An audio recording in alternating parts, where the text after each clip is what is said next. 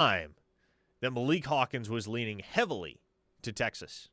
And Jay Valai in Oklahoma, they just did a better job relationally. They did a better job. They kept the pedal to the metal.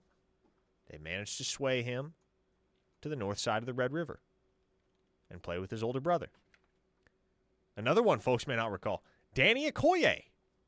Danny Okoye's recruitment was an OU-Texas battle down the stretch. I believe Tennessee was also involved, if I'm not mistaken, but I don't think he ever OV'd there. It was OU-Texas. I want to say those were the only two schools to which he took official visits. Of course, he was a homeschool kid from the Tulsa area. He wound up staying home, which there was a time that seemed like a 0% chance that was going to happen because he grew up a Polk. I'm sure you know this story. Yes, I do. He grew up a Polk, wanted to go to Oklahoma State, and I guess Mike Gundy and the Oklahoma State staff decided at a certain point, well, he's too highly regarded for us now. We have no chance. And they just quit recruiting him. And Danny Okoye. Loser mentality, but continue. And Danny Okoye was just kind of like, okay. I would still have heavily considered Oklahoma State, but so be it. Like, that's so dumb. And yeah. And that was that. Another super consequential one that did go in Oklahoma's favor. Jaden Jackson. That was kind of a surprise. This was back in the summer of 2023. July. I remember it distinctly because I was working the phones getting word that Jaden Jackson's about to commit to Oklahoma while at my final Big 12 Media Days down in Dallas. And Jaden Jackson OV'd to OU, to Miami, to Florida, to Ohio State, and to Texas. In the end, it came down to the Sooners and the Longhorns. And you know what's crazy? And Jaden Jackson has told this story, is that if you're ever tempted to question David Stone's loyalty to the University of Oklahoma, keep this in mind. Mm-hmm. David Stone played a huge role in peer recruiting Jaden Jackson to the University of Oklahoma, while David Stone himself was still uncommitted. David Stone didn't commit to Oklahoma until 6 weeks after Jaden Jackson did. But Jaden Jackson doesn't land at the University of Oklahoma unless David Stone is right there alongside him every step of the way, nudging him to Norman. Because those two, of course, were teammates at IMG Academy for their final 2 years of high school.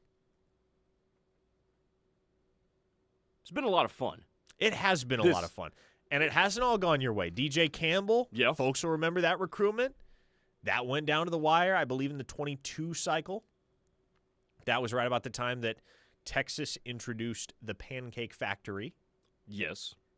Which was, I believe the figure was $50,000. Every single offensive line that signs with Texas gets an automatic $50,000 NIL deal as part of the Pancake Factory. I kind of like that. Is Malik Agbo still at Texas? No, he's at West Virginia. Okay, so he did transfer. Malik Agbo was an offensive lineman that spent 3 years at Texas. And similarly, down the stretch, that was an OU-Texas battle that was decided by the Pancake Factory. DeAndre Moore, we talked about him a little bit earlier in the week. Former OU commit. OU decided at a certain point, we're going to take the foot off the gas. We're not, we don't love DJ Moore as much as we once did. And so. Now, what was the story behind that? I mean, they just didn't. Yeah, I mean, I think it was his junior tape that was less than stellar, not unimpressive, but just not commensurate with what expectations were for him in the OU building. And so they just decided, okay, we're going to go a different direction. And they did. And I mean, he's been pretty good for Texas. He wound up making it work down there on the 40 acres. Kobe McKenzie. This was such a fun one.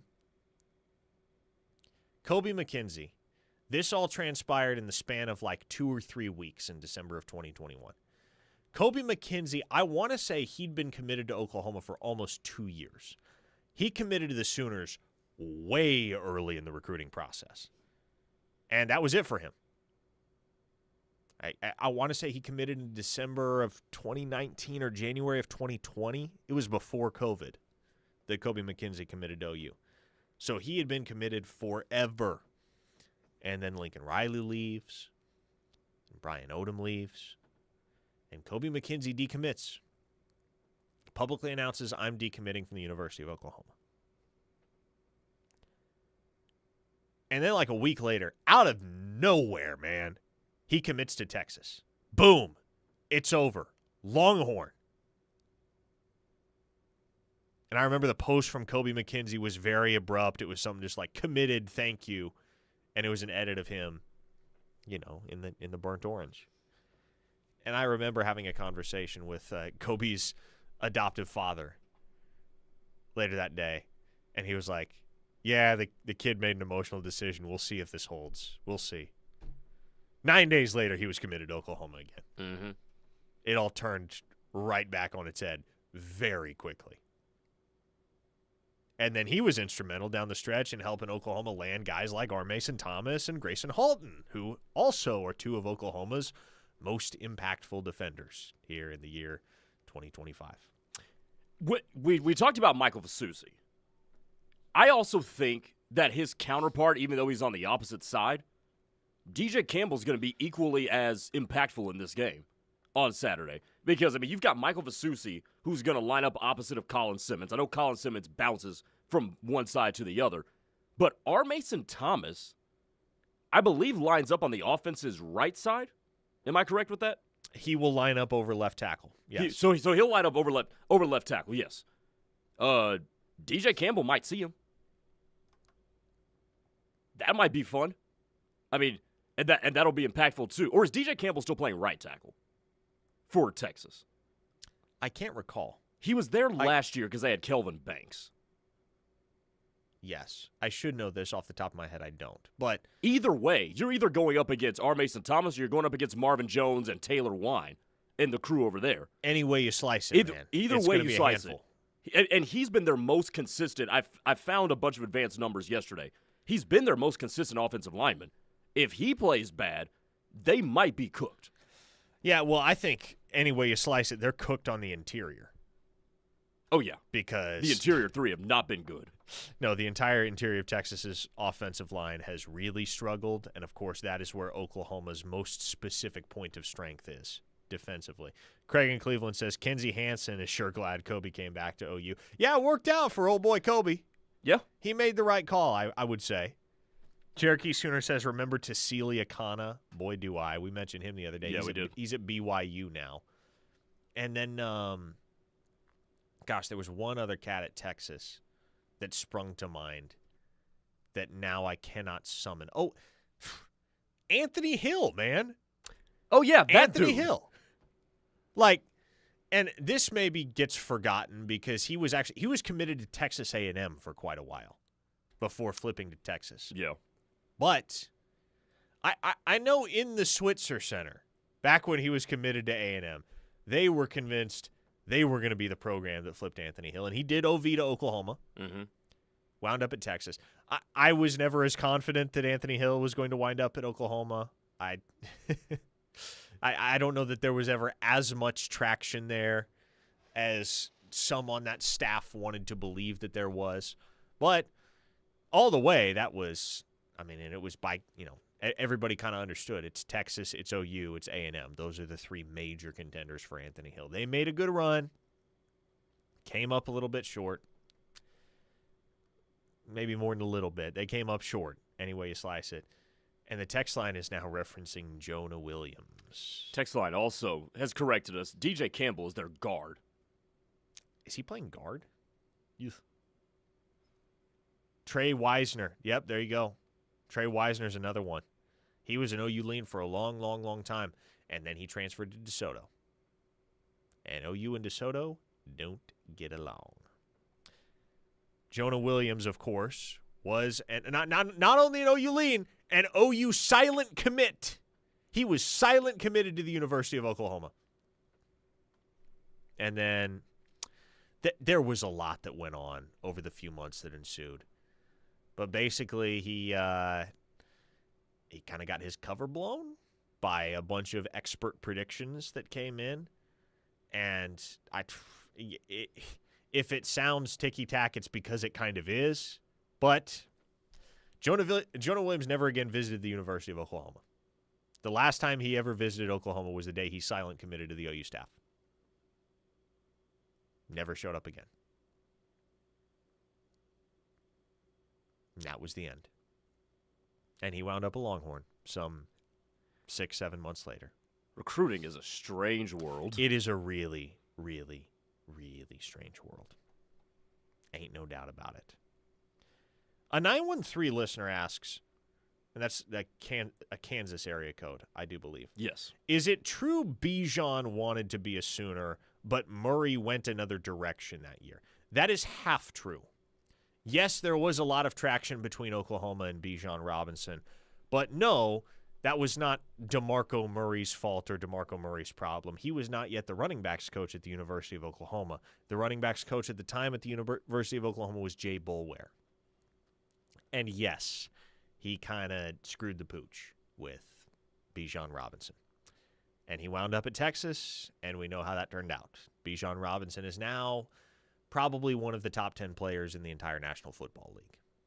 Absolute workhorse. So who did Boulware go after, if not Bijan Robinson?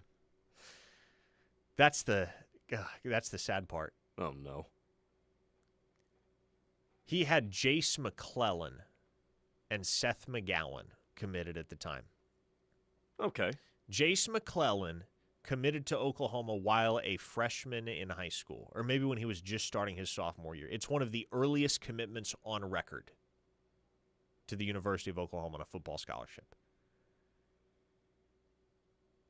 On signing day in December of 2019, he flipped to Alabama. So that's how he ended up there. And thus, Oklahoma's only running back signee in the class of 2020 was Seth McGowan, And who was on campus for a year. And to his credit, long. he played pretty well while he was a Sooner. But then we know what happened in April of 2021 and how his tenure as a Sooner came to an end. He's doing all right at Kentucky. He is doing all right at Kentucky. Leatherneck Sooner says, holy crap, we could have used Bijan. Yeah.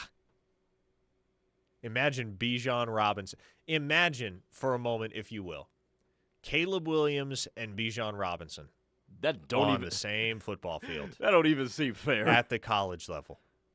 Hello. You want to talk about a generational backfield?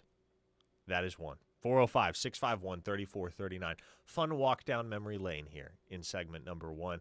We're going to continue to talk OU football and recruiting because, of course, that is what we do here on the program. Coming up on the other side, the show's brought to you every day by Dorsey Jones GMC in El Reno. If you're looking for a new vehicle, Dorsey Jones and GMC offer some of the most reliable trucks and SUVs on the road today. You can also get fantastic service, including half-price oil changes on Saturdays, by making the trek out to El Reno to do your business with Dorsey Jones GMC. We appreciate their partnership here on the show. Much more ahead. You're listening to Locked In here on The Ref, the home of Sooner fans. Beat Texas Week on the Ref is brought to you by Boyd Street Ventures. Visit BoydStreetVentures.com to see how Boyd Street Ventures is bringing OU innovation to the world. Boyd Street Ventures, under the radar, above the crowd. Hi, folks. This is Larry Knippelmeyer here at Knippelmeyer Chevrolet in Blanchard, USA. Conveniently located just 15 minutes south of Oklahoma City and 10 minutes west of Norman. With all the talk of inflation, market crashes, and tariffs, it's no wonder we're all afraid to make that new vehicle purchase. Now, with that being said, there will probably never be a better time to purchase your new Chevrolet at Knippelmeyer Chevrolet. No price increase or tariffs on our huge selection of in-stock vehicles. Pickups, SUVs, cars, and even Corvettes, all marked down and ready to sell. Interest rates are good, used vehicle trade-ins are high, and rebates and incentives are back on most new Chevrolets. So hop in that old vehicle and come see us at Knippelmeyer Chevrolet in Blanchard, where nobody beats our deal. Or give us a call at 405-485-3333 or catch us on the web at knippelmeyer.com. Chevrolet, together let's drive. When you quit tobacco with nicotine patches, gum, or lozenges, you double your odds of success. So, this month, we're giving you more for free. Get an 8-week supply when you sign up with the Oklahoma Tobacco Helpline.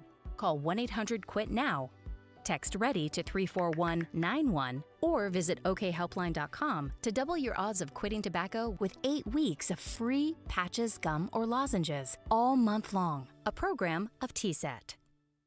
For the professional, it's not enough to just possess knowledge. That's why at GMC, we seek to refine it, to wield its power, to redefine its boundaries, while pushing the limits. And we put this knowledge to the test in every GMC Sierra by engineering each one to outperform your expectations. So you know you're getting precision and durability when you need it most. And that's what makes the GMC Sierra the truck worth knowing. We are professional grade. See your Oklahoma GMC dealers. Do you like to stand out in a crowd while wearing the best in OU apparel? The Jimmy Austin Pro Shop carries the best brands you can wear to work or even dress up events. Lines such as Lululemon, Travis Mathew, FootJoy, Greg Norman, Grayson, or Turtleson with the OU and Jimmy Austin logo are sure to catch everyone's eye. You don't have to be a golfer to shop at Jimmy Austin. They also do corporate special orders for you and your company. Call them today, 405-325-6716, or visit theougolfclub.com for more information. Sidelined by injury? Valor Physical Therapy and H2 Health Company can help. Our therapists use their knowledge and skills to help get you back in the game faster. Book your appointment now at valorpt.com or call 405-609-3637. No referral needed. Mention the ref and get a free t-shirt at your first appointment. That's valorpt.com. With OG&E's Energy Efficiency Program, we'll provide the blueprint for lowering your bill and increasing your comfort. Whether it's tuning heat and air units, caulking and weather stripping drafty doors and windows, insulating your attic, or connecting you with valuable rebates, you'll improve efficiency and save money with no out-of-pocket costs. Learn more at oge.com/efficiency. At OG&E, we energize life. Plumbing and air conditioning problems seem to happen at the worst time. Hey, it's Chris Plank here. And a while back when we had a plumbing issue at our home, our first call was to Norman Air. The team at Norman Air was great. From upfront pricing to alerts before the tech arrived. The whole experience from start to finish was great. With financing available to their Max membership and servicing from North Edmond all the way south to Purcell, Norman Air is the go-to for HVAC, plumbing, and electrical issues. Visit normanair.com today.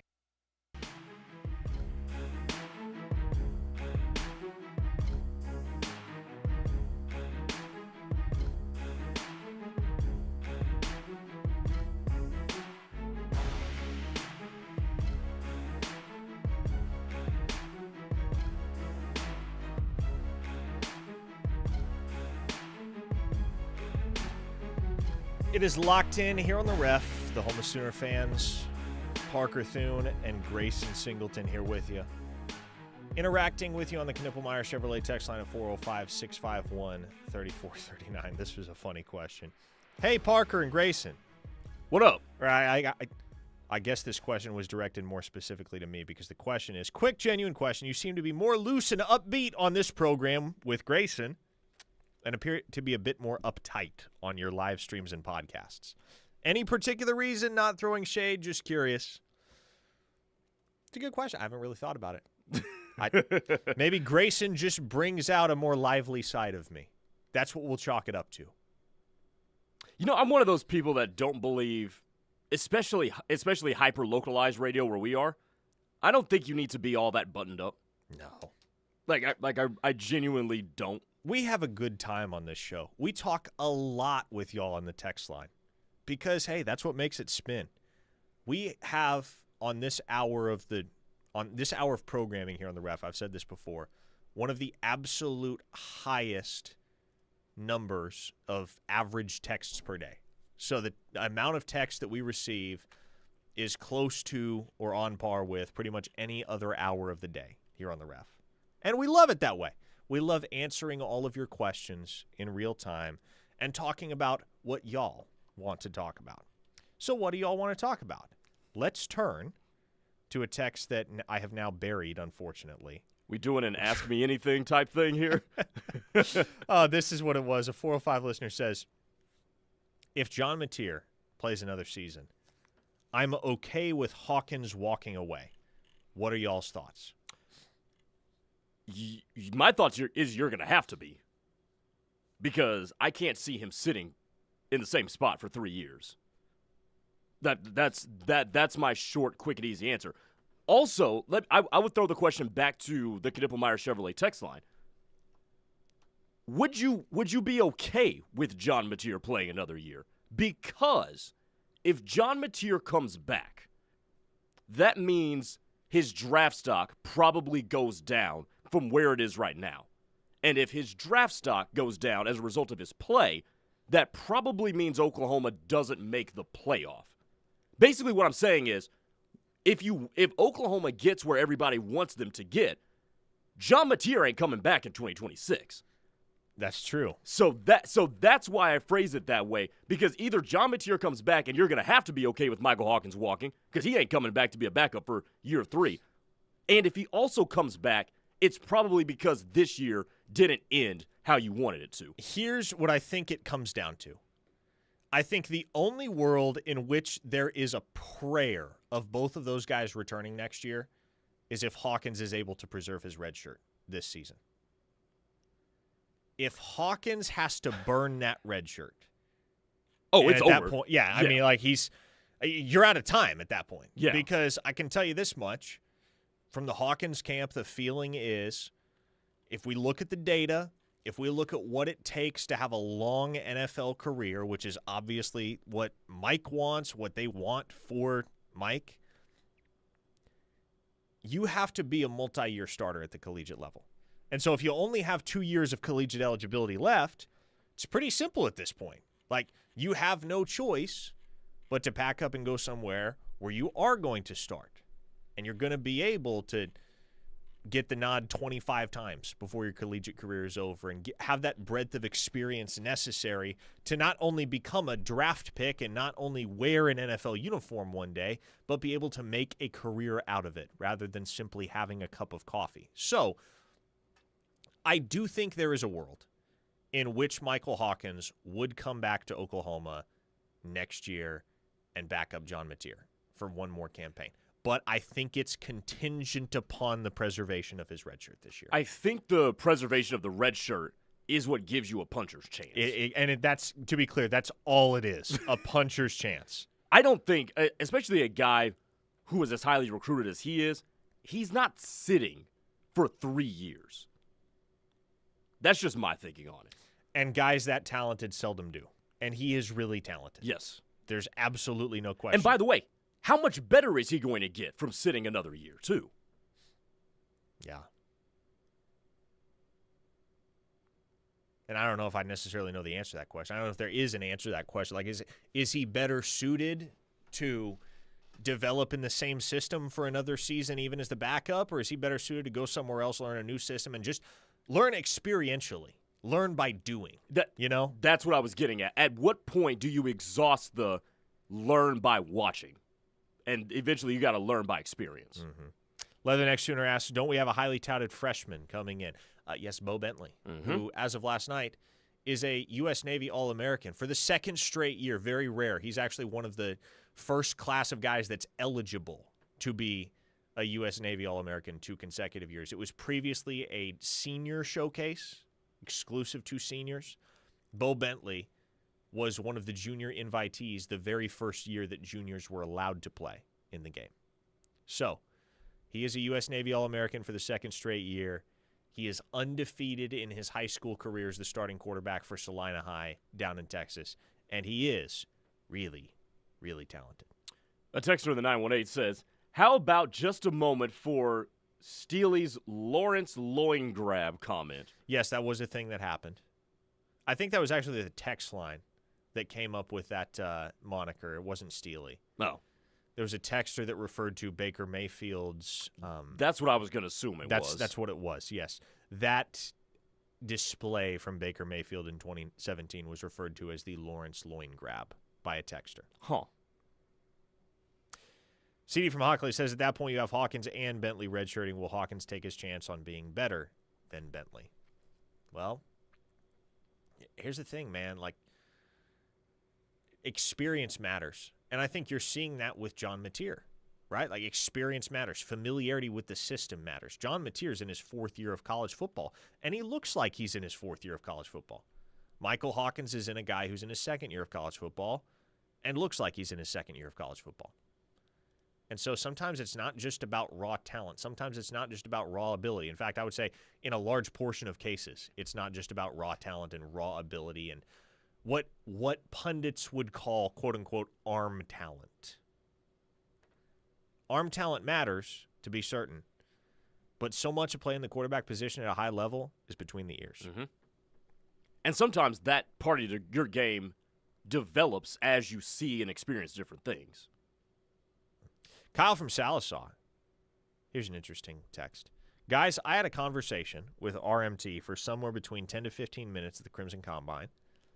In that conversation, I asked what he's pushing for this year as a self-goal, not a team goal, in which he replied, I'm going for the SEC sack record. He's at 3 right now. I'm still optimistic, and I think he gets more than 2 Saturday. Do you guys think he gets there? Thanks. I don't know off the top of my head what the SEC sack record is. I'm going to see if Google and maybe Grok can come up with a quick answer for me in that regard. Parker using AI? Holy smokes. The single-season sack record in the SEC belongs to, and I'm leaning on AI here for the sake of quickness, for the sake of speed. The single-season sack record in the SEC belongs to Derek Thomas, who recorded 27 sacks in 1988 for Alabama. I'm sorry. R. Mason Thomas will not be setting the SEC sack record this season. No.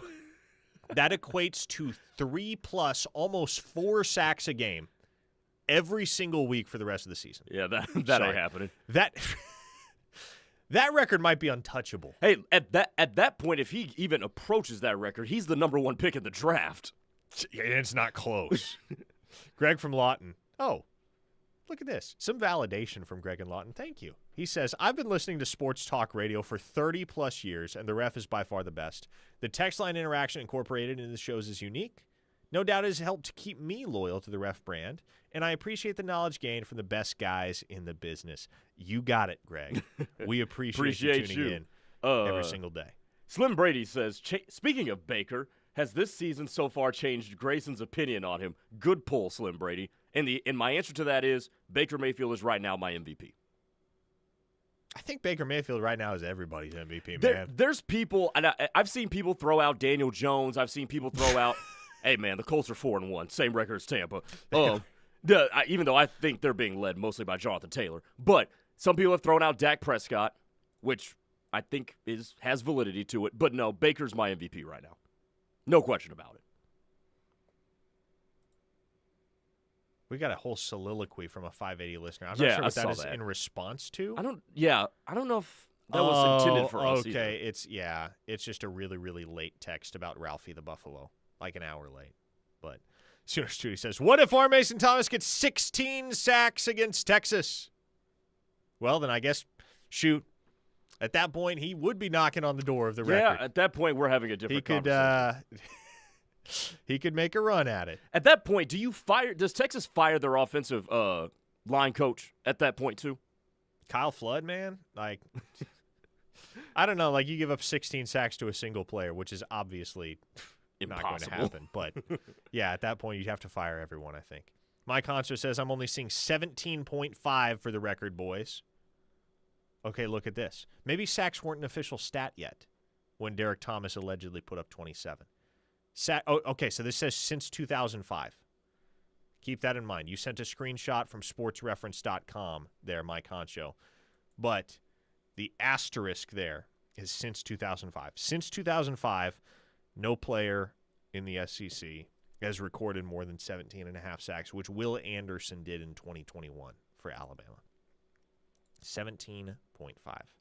Cherokee Sooner says, that's Tampa Bay Buccaneers franchise quarterback Baker Reagan Mayfield to you, Grayson. On that note, 2-star Puerto Rican Sooner says, Willie, I'm still not going to forgive you for saying that Dak is better than Baker. Up to this point this season, Dak Prescott had a better career than Baker Mayfield. That is undeniable. That is fact. That's just factually true. Like, that's not an argument you're going to win the inverse of. And a 417 listener, circling back around to the topic of quarterbacks on OU's roster, says, throw Arbuckle landing a head coaching job into the mix. Yeah, and look, Arbuckle's name isn't going to go away on these hot boards at places like UCLA and Oklahoma State and maybe Stanford. Who knows? Mm-hmm. But he's 5 games into his tenure as Oklahoma's offensive coordinator. He's 30 years old. I truly don't think this is the offseason where Ben Arbuckle takes a head coaching job, even if one is available to him, because I think he pretty well understands that if he continues to do what he has done at the University of Oklahoma for another year or two beyond 2025, the head coaching opportunities that will come his way will be far more desirable than UCLA and Oklahoma State and Stanford, just to pick a few. At that point, you could be looking at mid-tier, potentially some higher-tier P4 opportunities. Those are the conversations that Ben Arbuckle will be in. I mean, Florida might still come open. Yeah, Florida's not going to hire Ben Arbuckle. They won't. But there are some higher level jobs that still could come open at the end of this year. Scary Gary says, the more Arbuckle BS's us, the more I hear mule shoe. He does sound a lot like Lincoln Riley. He really does. Can't really get away from that. And he did have to BS us really for the first time thus far in his career at Oklahoma earlier this week in his press conference, because he had to dance around the is John Mateer back at practice throwing question, which he did a masterful job of. And you get a pass for that. Yeah, you do. Considering the circumstance, you get a pass. I will say, since we're on the topic of the parallels between Arbuckle and Lincoln Riley, doesn't it seem to you that even though they sound alike, Arbuckle's got a little bit more oomph when he talks, right? Lincoln might be the most flat, monotone press conference I ever listened to. Arbuckle's a lot more jovial, a lot more personable. And he's got some more inflection to he does. when he talks. Like every time he signs off with, appreciate y'all, boomer, into the microphone when he leaves. Yeah. And when he shows up, sometimes he'll crack a joke. Sometimes he'll just be like, all right, let's get started. We'll go straight to question. But, he feels like an actual person instead of a cyborg. Yes. Like you're conversing with an actual human being up there at the microphone. Didn't always feel like that when Mule Shoe's finest. Yeah, no, Lincoln was at Oklahoma. Lincoln always seemed like he wanted to get the hell up out of there. Yeah, he hated being in front of a microphone. He hated being in front of the media. He probably hated all of us as reporters. I don't know. Never had many interactions with the guy personally. 405-651-3439 is the Knippelmeyer Chevrolet text line. One final segment of Locked In is on the other side. Keep it here on the Ref, the home of Sooner fans. The Ref Radio Sports Network is powered statewide by the insurance adjusters at Brown O'Haver. Fire, wind, theft, or tornado, we can help. Call 405-735-5510. At Armstrong Bank, your business isn't just business to us. It's personal. Our bankers are invested in your success, and we're ready to build a relationship that lasts. You deserve a strong financial partner by your side. Together, we can help make your business even stronger with products and services designed for your convenience. To learn more, visit a location near you or visit armstrong.bank. Armstrong Bank. Strength runs in our family. Member FDIC. Hey, have you been noticing a problem with your vehicle's transmission? You do not want to wait on that situation. You need to get it looked at now. Bring it by AMCO and let their professionals check it out for you. With their free vehicle courtesy check, they can help pinpoint the problem and then offer options for repair. And financing is available at all locations. AMCO, Norman, Midwest City, Oklahoma City, Edmond, Yukon, and Tulsa. I'm Oklahoma Sooner quarterback John Mateer. My job is to move the ball down the field and get the Sooners across the goal line. If you've been injured in an auto accident, you need a pro to be the quarterback of your medical care needs. Dr. Martin Lopez and the OKC Car Crash Clinic are your premier teammates to help you on your road to recovery. Dr. Lopez is a specialty-trained MD with decades of experience. Make your best play call and contact Dr. Lopez at 405-86-CRASH. That's 405-862-7274 or visit okccrash.com. Football is finally back in Norman. Whether you're just after a quick pickup or feeding the whole team, Chick-fil-A on 12th Avenue has you covered. With dine-in, drive-thru, and delivery options on any size order, we've got no problem taking it all the way to the house. In fact, it would be our pleasure. Try fueling up at your next tailgate with a pretzel cheddar club or cool down with the seasonal cherry berry drinks. Call the 12th Avenue Chick-fil-A at 405-310-3189 or use the Chick-fil-A One app. And remember to eat more chicken. Are you, your family, or company looking for a locally owned and trusted management group? Carlsbad Management Group is an owner, developer, and manager of high-quality apartment communities in Oklahoma. They are a locally owned and operated management company for apartments and self-storage units. They are committed to providing exceptional apartment homes, customer service, and increasing the value of multi-family communities under our management. If you would like a free management quote today, call Carlsbad Management at 405-701-1411 and be part of the Carlsbad family. A happy place comes in many colors. One that leaves you feeling refreshed. Something that gets you all fired up. Or gives you the space to chill. Whatever your color, bring happiness home with CertaPro Painters and make your happy place your home. CertaPro Painters. That's painting happy. Get started today at CertaPro.com. Each CertaPro Painters business is independently owned and operated. Contractor license and registration information is available at CertaPro.com. It's spooky season here at Riverwind Casino. And the monster jackpots are taking over. Experience all thrills and chills on brand new electronic games. Celebrate in style as a VIP in a private suite in our Showplace Theater. Game like an MVP when you play with your wild card. Drop in every Friday in October to win your share of our $100,000 Creepin' for Cash giveaway. So keep the good times rolling at your favorite haunt. And we'll see you at Riverwind Casino. Come on down to River Bottom Nursery at one of their 2 locations in OKC. Now under new ownership, River Bottom serves both the commercial industry as well as the gardener and homeowner at both their plant and tree nursery locations. River Bottom Nursery has everything you need to make your yard paradise. Call them today, 405-735-3636, or swing by one of their 2 locations. RiverbottomNursery.com, Oklahoma City's premier tree and plant nursery.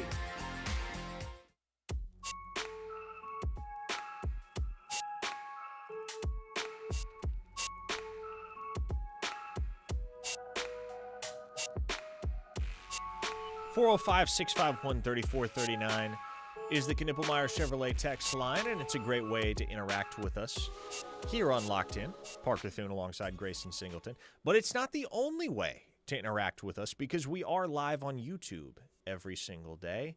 And of course, we have the YouTube chat rolling throughout the show. We do have a super chat, as I understand it, Grayson. We have a super chat, and we got a lot of stuff on the YouTube chat, too, by the way. But, okay, I'm not reading that name. It's not as bad as what you got by, but I don't know if I should read that on live radio. Anyway, this person sends a super chat and says, Sark confirms Arch will be wearing bifocals by Warby Parker. That was the super chat? That was the super chat. Okay. Yep. Thank you for that super chat. How do you think Arch is going to do in this game? It depends on whether there's anything deep for him. Like, to me, that's what it comes down to. If there are opportunities for shots, especially early in the game, and he can hit them, then, okay, rolling a little bit. But, I mean, we talked about this in 12 o'clock hour, Steely and I. If Oklahoma's defense can put Arch in a situation where he's got to nickel and dime him to death, I don't think he's got the accuracy to do that. And I also don't think he's got the processing ability to be able to do that. I think he has the processing ability. His accuracy has been the wild thing this year because he misses a lot of easy throws. Like, to me, where Arch should scare you if you're an OU fan. Like, if you've seen Oklahoma's cornerbacks get beat deep, and they have gotten beat deep, probably more than they should have to this point in the year, you're not thrilled about the idea that somebody like Ryan Wingo or Parker Livingston could shake free down the field. And, like, Arch is one of those quarterbacks where you do trust him to hit a deep ball, right? Like, you're not dealing with, what the heck was the Kent State quarterback's name? Devin Cargman. You're not dealing with Devin Cargman anymore. Arch Manning can hit a deep ball if you give him a deep ball to hit. And they just got the transfer wide receiver from Stanford, Emmett Mosley, back last week. That's right, man. He didn't play a whole heck of a lot. It was his first game back, I believe, but he's a good player. Topher B also says, Sark eats corn the long way. These are, by the way, just unprovoked, too. He said, Sark eats corn the long way. He also said, Sark chooses to put ketchup on a well-done steak. Woof. We all have that one friend. That's double murder. We all have that one friend. Absolute psycho behavior. Well, the first psycho behavior is getting a well-done steak. Amen to that. I don't understand how. I dated a girl once that would only eat well-done meat. Really? Yeah. Probably dated her for longer than I should have, just based on that fact alone. Is this the one? Well, yes. Was this the one that the crazy one? That Not the crazy one. No, not that one. Not the crazy one. Gosh, the stories I could tell about that relationship, which I won't. We're well past that. But, I will call them out. My parents eat well done red meat. Do they really? Yeah, I've tried to talk them out of it, but cannot. By the way, here's a fun little detail. If I asked you to name Oklahoma's sack leader right now, could you do it? Okay. Just based on the fact that we're asking the question, it's not R. Mason Thomas. It's not R. Mason Thomas. That is correct. Is it Taylor Wine? It's Taylor Wine. 3.5 sacks thus far this year for Taylor Wine. 3.5 sacks. He's also leading Oklahoma in tackles for loss. 5.5 tackles for loss on the year from Taylor Wine. He's playing really good ball, man. And you can't help but wonder, right? Like, given that Texas's offensive line is going to be so consumed, because they're going to have to be, with containing R. Mason Thomas and whoever Oklahoma's rolling out at defensive tackle, be it Grayson Halton, Dominic Williams, Jaden Jackson, David Stone, any permutation, 2 of those 4, whatever. If you're occupied with trying to shut down those 3 guys, there could be some real opportunities for Taylor Wine to get favorable man-on-man matchups and win them. Taylor Wine is going to have one-on-ones probably every single dropback. There's no other way unless you want to go max protect or leave a back in the backfield, which, takes an element out of their passing game. Yeah, I don't see how he has anything except one-on-ones. Go eat. Apparently, per a couple of texters, the betting line is back to Texas minus 1.5. I saw that, and I'm looking this up right now. Can we verify that? So, it's the first I'm hearing. According to ESPN Bet, yes, it has flipped. Texas is a 1.5 favorite. Interesting. The over-under has not moved. So we're straddling the line. Yeah. What does Vegas know?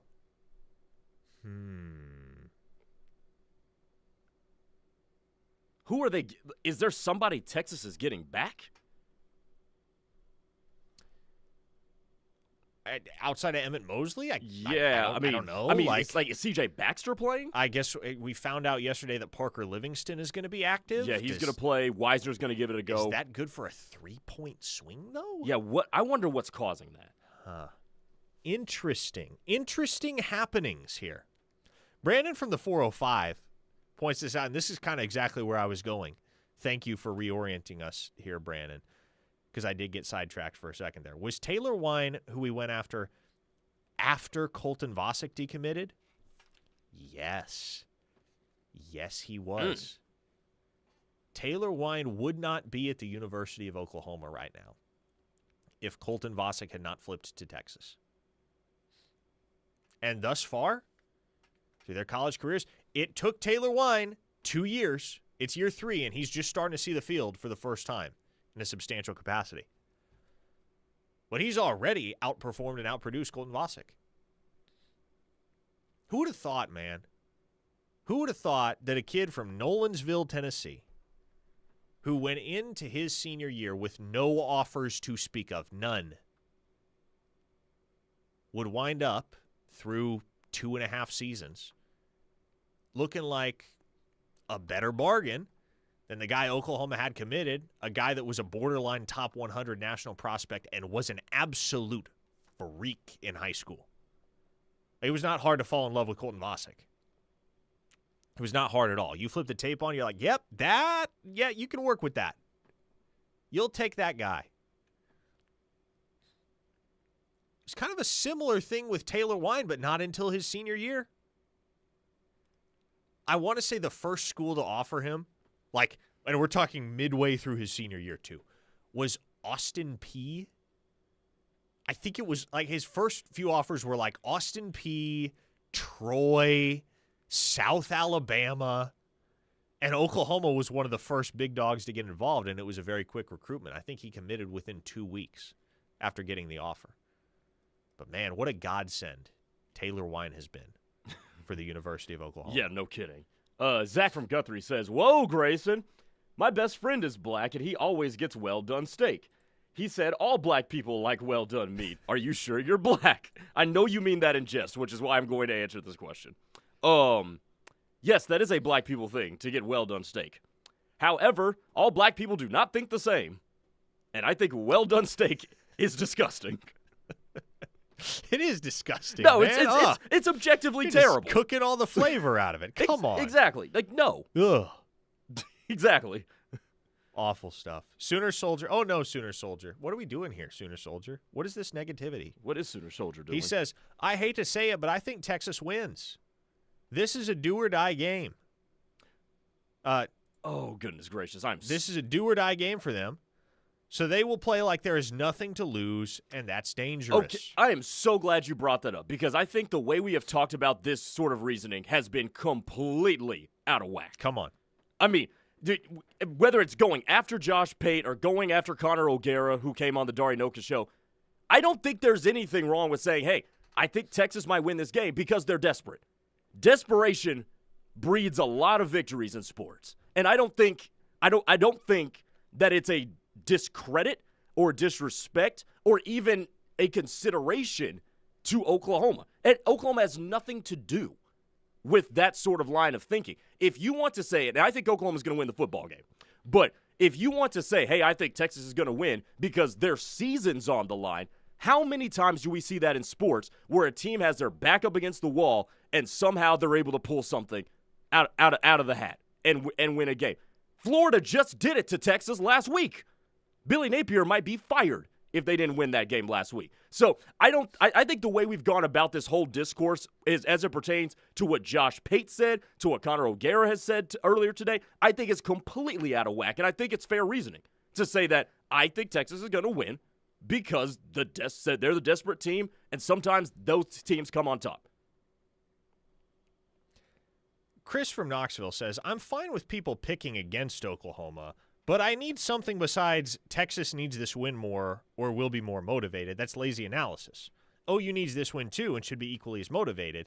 It's honestly insulting and disrespectful toward our team and fans. That's why I'm mad about it. I just don't think it's disrespectful.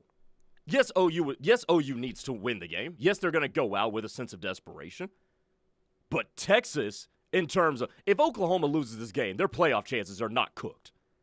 If Texas loses this game, they're all but done to be in the final field of 12. Foster Farms Bowl, here they come. Something if Texas loses something like that. Pastor Andy I don't from think it's disrespect at all. It's just looking at it from another perspective. Yeah, and I think it's also fair to say Texas is a more talented team than their record through 5 games would indicate. Would agree. And I think that is true as well. Yes.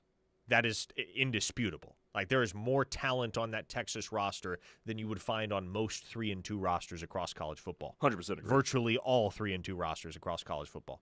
Pastor Andy from BA says, if it's do or die, then die. I will gladly conduct that funeral. Well, Pastor Andy, when we come back on air Monday, if Oklahoma has defeated Texas to move to 6-0, be more than happy to allow you to perform the Longhorns' last rites live on the radio. Looking forward to it. Doug in San Antonio says, I live in San Antonio. All my UT friends are certain OU will win by 2 or 3 touchdowns. Interesting. Because generally, that's not the way that Texas fans think. That's not the way either fan base thinks with regard to this game. Like, man, and I remember having conversations leading into the 2022 game where I was just kind of candidly stating, hey, like, if Dylan Gabriel doesn't play, this could get ugly. And, of course, nobody on the text line wanted to hear that. That's only natural. You don't want to hear, yeah, odds are your team's going to lose the football game. But that was just reality in 2022. If Dylan Gabriel didn't play, Oklahoma was up a creek, and we all saw that. But I can't recall a year, I can't recall an instance where one fan base was certain that their team was going to lose by a sizable margin. We do have also. Go ahead. I don't know if either team scores 3 touchdowns in this game. I was about to say, again, I don't think either team scores 20 points in this game. We do have another super chat on the YouTube from David. He says, how many sacks will Texas allow? How many sacks will Texas allow? So how many sacks will Oklahoma come up with? I will say Oklahoma gets 4 or 5 I was going to say 4 on Saturday. Because remember this, Arch Manning is a hard quarterback to sack. He is. It's not going to be a, it's not going to be a sack party like it was against Auburn. If it is, turn the lights out. Yeah. But, yeah, I think 4 or 5 sacks is going to be more than good enough for Oklahoma in this football game, and that should mean they win. If you sack Arch Manning 4 or 5 times and everything else goes according to plan, you should win the football game. You should. All right, folks, that's all for Locked In. One more show before we hit the weekend. The Red River Shootout weekend. Don't go anywhere, though. Coming up next on The Ref, 3 more hours of OU Sports Talk with Tyler McComas and the Buckus Award winner himself, Teddy Lehman. We will see you tomorrow, same time, same place. Stay here.